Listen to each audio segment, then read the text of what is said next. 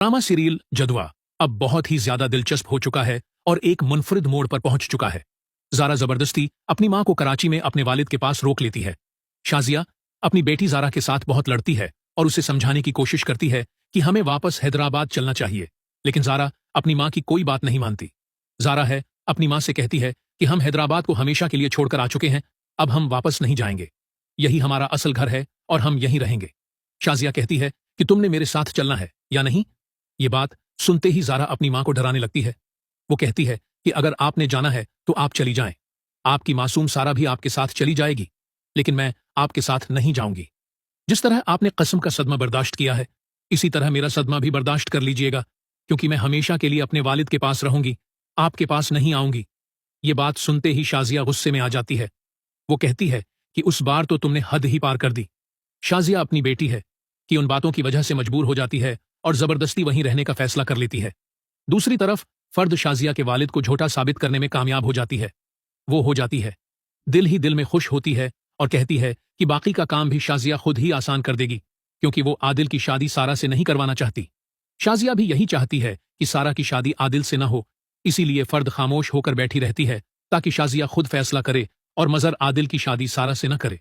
जब शाजिया को जारा जाने नहीं देती तो अचानक उसके दिल में ख्याल आता है कि मजर तो आदिल की शादी सारा से करवाना चाहता है। इस बात पर वो आग बगूला हो जाती है और सईद ही फर्द के पास जा पहुंचती है। वो है फर्द को धमकियां देना शुरू कर देती है।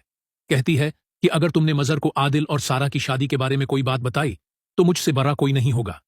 फर्द खामोश है रहती है, कोई जवाब नहीं देती। शाजिया कहती है कि मैं अपनी बेटी की शादी तुम्हारे बेटे से कभी नहीं करवाऊंगी, एक ऐसी औरत के बेटे से जिसने मेरा घर तबाह किया, हमें धोखा दिया। अगर तुम मेरे साथ ऐसा कर सकती हो तो तुम्हारा बेटा मेरी बेटी के साथ क्या करेगा? आज तक मेरी बेटी ने तुम्हारे जुल्म बर्दाश्त किए हैं, वो क्या कम है कि तुम अब अपनी बेटे की शादी मेरी बेटी से करवाना चाहती हो? ये गलत फहमी अपने दिल से निकाल दो, मैं ऐसा कभी भी नहीं होने दूंगी। फर्द शाजिया को कोई जवाब नहीं देती। शाजिया खामोशी से उठकर चली जाती है। फर्द दिल ही दिल में खुश हो रही होती है। उसके दिल में खुशी के लड्डू फूट रहे होते हैं, क्योंकि शाजिया सारा काम फर्द का खुद ही आसान है करती जा रही होती है।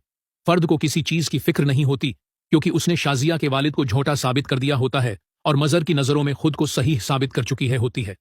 दूसरी तरफ मजर की दूसरी बीवी मजर पर गुस्सा निकाल रही होती है, क्योंकि वो शाजिया को देखकर अंदर ही अंदर जल रही होती है।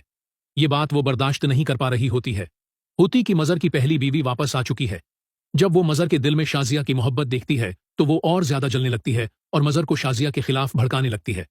वो कहती है कि कैसी मोहब्बत है आपकी, जो आपकी बहन की बातों में आकर आपको छोड़कर चली गई, जिसे आपका और आपकी बेटी का कोई एहसास नहीं था, और आज इतने सालों बाद वापस आ गई। 22 सालों के बाद।